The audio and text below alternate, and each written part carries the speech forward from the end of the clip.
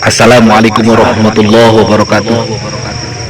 Saudaraku yang ana cintai di seluruh jagat raya ini, sebenarnya ana malas membicarakan tentang hal ini. Namun ana sudah mulai melihat sesuatu yang tidak perlu dibicarakan kembali. Karena mungkin awal mulanya berawal dari permasalahan politik, namun sepertinya akan mengembang ke masalah syarat. Maka ana akan mengatakan tentang hal ini. Yang engkau ributkan itu tentang suatu syariat, itu hanya pandangan dari kacamata syariat. Benar secara syariat. Namun jika engkau memandang juga dari kacamata hakikat, Al-Quran yang berbicara, Allah la yanduru ila suwarikum, tidak memandang mukamu sekalian, la yanduru ila ajsamikum, tidak memandang bentuk tubuhmu, la yanduru ila aqwalikum, tidak memandang ucapanmu, namun yang dipandang apa wahai saudaraku? Allah yanduru ila qulubikum. Saudaraku yang anak cintai, seseorang yang telah insaf, katakanlah dulu dia seorang preman, mungkin dia bertato di wajahnya, di seluruh tubuhnya. Saat dia sudah insaf, secara syariat memang harus dibersihkan.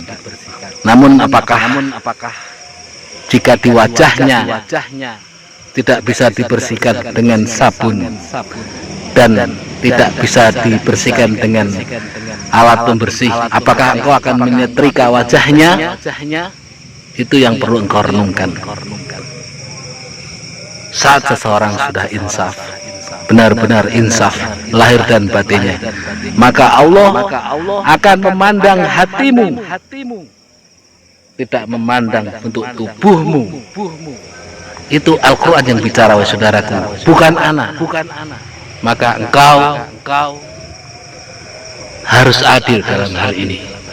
Saat engkau telah meninggalkan dunia ini, ragamu yang engkau cintai, yang engkau bangga-banggakan itu hanya untuk menjadi makanan cacing, hanya untuk menjadi makanan belatung, min sulala limintin, akan kembali kepada tanah.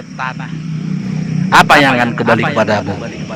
Amalun solihun, amalus sayyiat, amalmu yang baik dan amalmu yang buruk, itu yang akan kembali padamu. Lalu yang akan kembali kepada Allah apa? Ruh.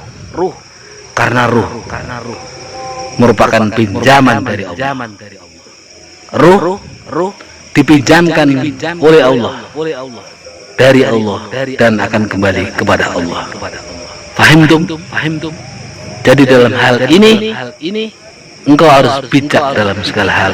Wahai saudaraku, ingat, tatkala engkau mengkaji secara syariat, mungkin bisa benar, mungkin juga bisa salah, namun engkau juga harus mengkaji secara hakikat.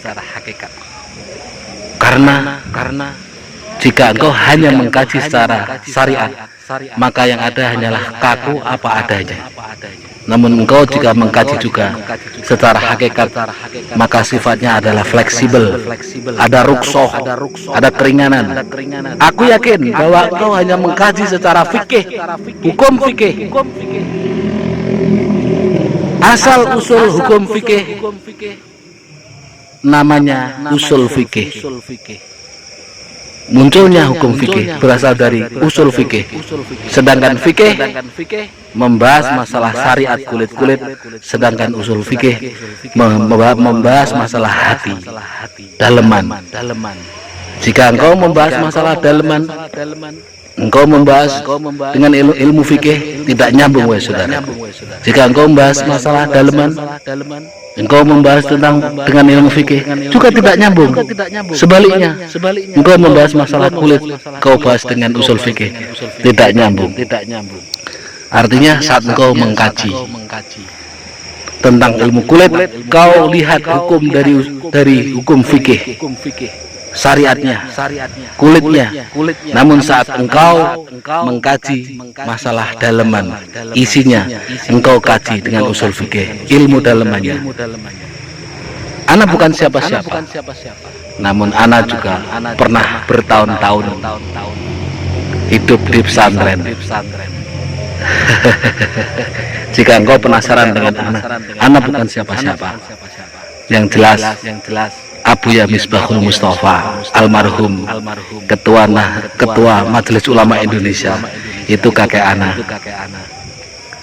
Jika engkau mengklarifikasi, ana nasab beliau.